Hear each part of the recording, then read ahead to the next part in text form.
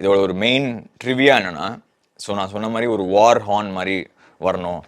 இப்போ நீங்கள் நினைக்கிற அந்த ஹார்ன் வந்து வேற எதுவுமே கிடையாது. சிரிப்பு வரும், பட் ஓகே.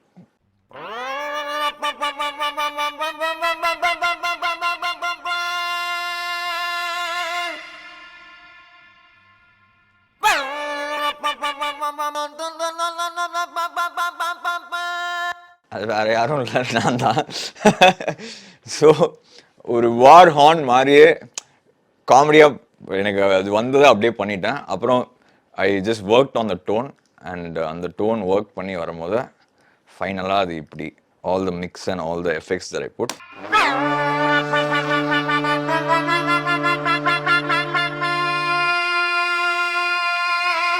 இதுதான் வந்து த சவுண்ட் ஆஃப் ஜெயிலர்.